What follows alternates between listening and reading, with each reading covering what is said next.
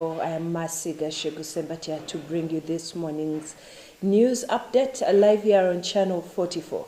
Here in Channel 44 News Update, we bring you an update of what's happening in and around the world, that is in Uganda and around the world.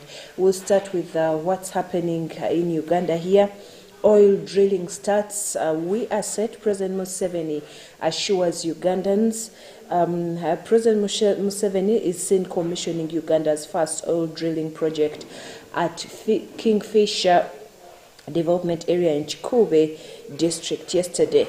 The Vice President Jessica Lupo plus CNOOC officials and other stakeholders were in attendance. Details are in today's New Vision. And Rwanda shoots at DRC warplane. That's in regional news.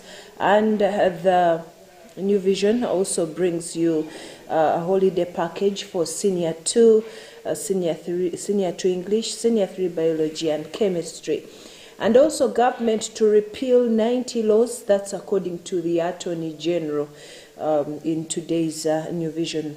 And Mwalimu, more to sign up at exhibition at Education Expo.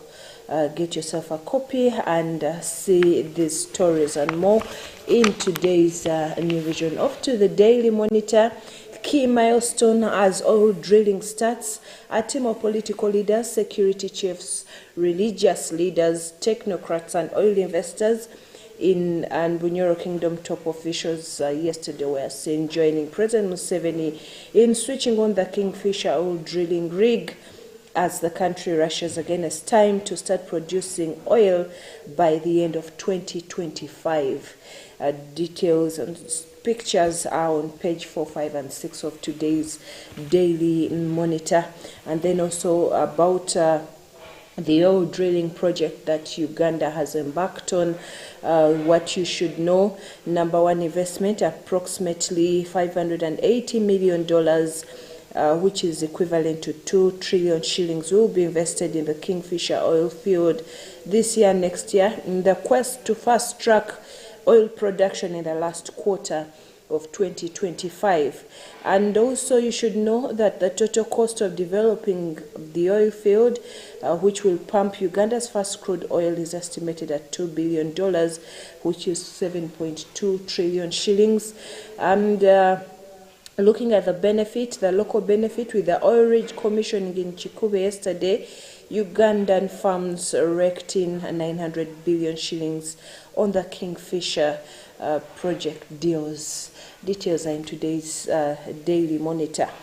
Tension escalate after Kigali shoots Congo jet and Namuganza. On Namuganza's censure, Busoga sends mixed reactions over Namuganza. And also the Daily Monitor brings you a sports segment.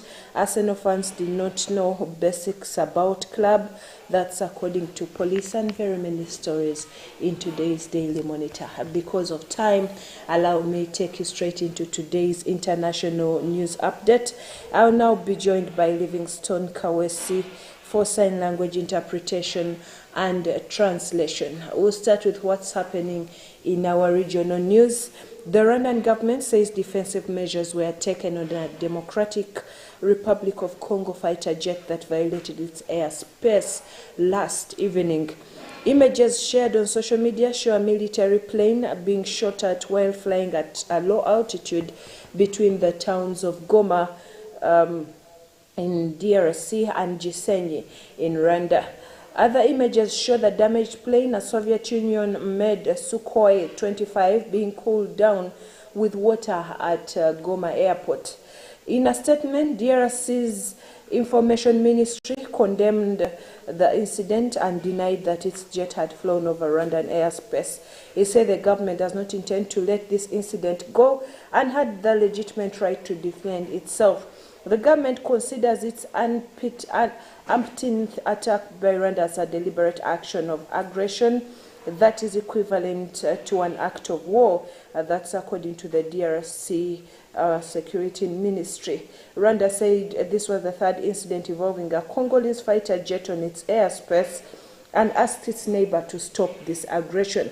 Last November, a Congolese Sukhoi 25 jet briefly landed at Gisenyi Airport in Rwanda. Kinshasa said the fighter jet had mistakenly landed there. In Egypt, people are used to paying for costly items such as cars, washing machines in installments, but rocketing inflation means they can now buy books this way. A book has become a luxury item in Egypt, and it's not a basic commodity like food, and people are saving on luxuries. The Sefa Safa publishing house was speaking at the Cairo International Book Fair, which last year attracted 2 million people and open to the public. With books more than doubling in Egypt, some Egyptian authors say they have to cut back on characters and descriptions to be more economical on their writing. In New Zealand, Chris Hipkins has been sworn in as New Zealand's 41st Prime Minister. The 44-year-old was formally appointed to the role in Wellington a week after Jacinda Ardern's shock resignation. Miss Ardern, who is aged 42, had said she no longer has enough in the tank to lead the country. The country's Governor General Cindy Kiro accepted her formal resignation today. Mr. Hipkins built a reputation as the minister who led New Zealand's COVID-19 strategy. At the ruling party caucus over the weekend, Mr. Hipkins received unanimous support to be promoted to lead the country and now faces the uphill task of retaining power in the upcoming general elections in October. In the United States, classified files have been found at ex-U.S. Vice President Mark Pence's home in the latest discovery of secret papers at the homes of officials who have served in the top ranks of government. The documents discovered by a lawyer last week for Mr. Pence at his Indiana home have been handed over to the FBI. The investigators are already looking into President Joe Biden and ex-President Donald Trump's possession of the files. Mr. Trump faces a criminal investigation for allegedly mishandling papers. Representatives from Mr. Pence sent a letter to the National Archives alerting them to the documents. Moving on, the European Court of Human Rights is set to announce whether it will hear a Dutch case against Russia over the downing of flight MH17 in 2014.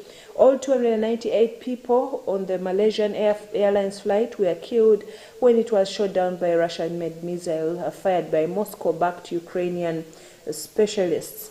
The Dutch government urges that Russia disinformation about Moscow's role in the incident is a violation of the relatives' human rights. Russia denies the allegations. The decision will be read out at 14:30 local time.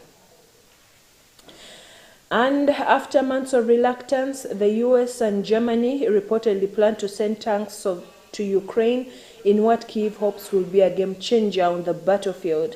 US President Joe Biden's administration is expected to announce plans to send at least 30 Abrams tanks. German Chancellor Olaf Scholz has also reportedly decided to send at least 14 Leopard 2 tanks. Russia's ambassador to the U.S. blasted the news as another blatant provocation. Ukrainian officials have said such shipments could help its forces seize back territory from the Russians. And finally, the U.S. Department of Justice and 8 U.S. states have filed a case against Google, alleging it has too much power over the online ad market. Its anti-competitive action has weakened, if not destroyed, competition in the ad tech industry, according to U.S. Attorney General Merrick Garland. Google accused the DOJ of doubling down on a flawed argument. The case attempted to pick winners and losers in a competitive industry, according to the firm. Online advertising accounts for the lion's share of Google's multi-billion-dollar revenue has been restored. Well, that brings us to the end of this morning's news update. Thank you for watching Channel 44. I remind you that today is Wednesday. It's our midweek service here at the Miracle Center Cathedral. You are invited. If you need dream interpretation, if you have those that need the healing hand of God, you come and bring them. Their lives will not remain the same again. And also, I remind you that we are still helping the people of Karamoja. Join us once again by sending your seed to the numbers that will be availed during the services. Alternatively, you can bring your seed to the revival nights, hand it over to the pastor who will pray for you, and you will be tremendously blessed. The Pastors Now program is up next. Thank you for watching Channel 44. Stay tuned and enjoy your morning.